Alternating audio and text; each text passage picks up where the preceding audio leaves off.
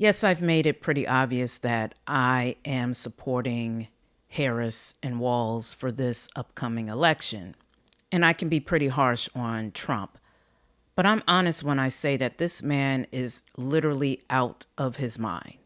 And I really, truly, genuinely don't understand how he is still able to run for president.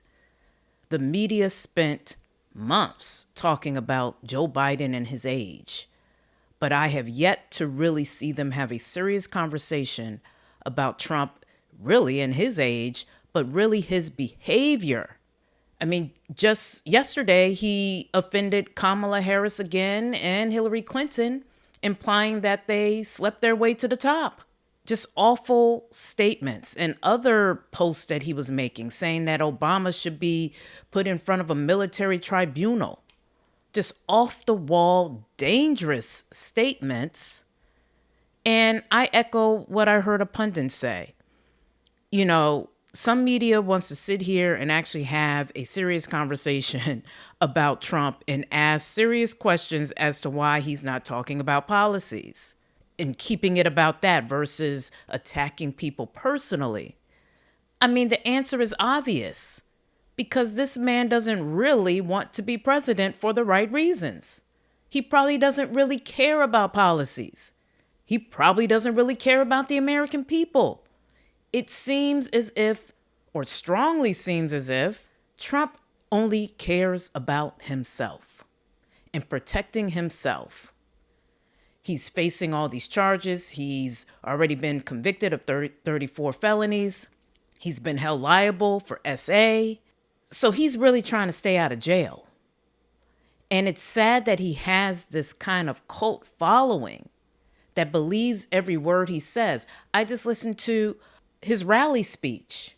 It was a complete word salad. He was all over the place. He went from talking about Joe Biden being on the beach to Kamala Harris is a Marxist, and he called her a fascist. Then he said, oh, by the way, we don't need electric cars, but we have plenty of gas here in America, so we just need gas cars, but we will have hybrid cars. And, you know, down the line, we will have electric cars. I mean, he just went all over the place. That was literally what he said in one sentence. It was a ramble, just off the chain. And now you're hearing how he is disrespecting our military. And you have to understand that when someone becomes a president, they become the commander in chief that the military has to respect. And they hope that the commander in chief also respects them. And it's clear that Donald Trump seems to not respect the military, because he was at Arlington just recently, and there was quite a stir.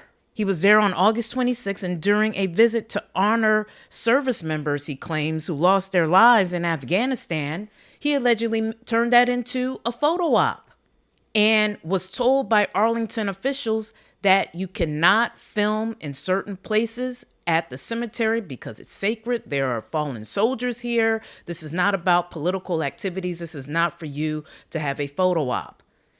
And allegedly, when that happened, that official was pushed to the side and there was some type of verbal altercation, according to NPR. And NPR is reporting this like this is no big deal. It is a big deal.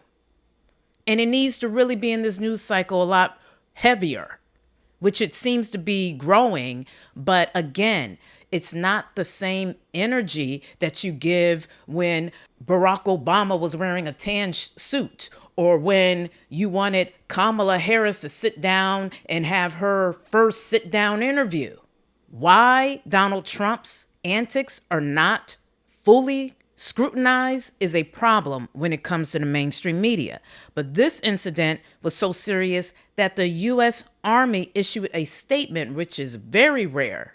But they issued a statement making it very clear that this incident did occur and that the employee was doing their job and was enforcing a rule that the Arlington Cemetery honors, because it's about respecting our fallen soldiers.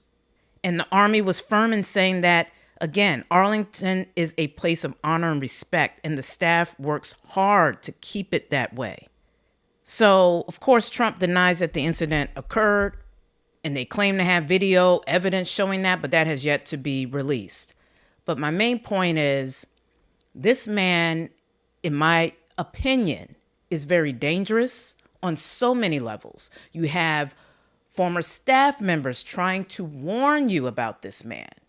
You have some Republicans saying they will not support this man, but yet you have others who are trying to protect their political careers, I guess, who will support him at any cost, even at the cost of probably their own freedoms in the future. But we are not claiming that because we are going to go out there and vote for Kamala Harris and Tim Walz and get back on track when it comes to our democracy.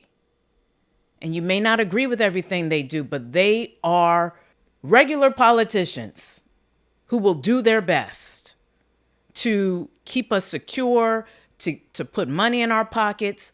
But Donald Trump is not, as Kamala Harris stated, he is not a serious man, but putting him in office will have some very serious consequences. But that's my word for today. I'm Stacey Brewer, and this is H Blue's Word. Peace. It's H Blue.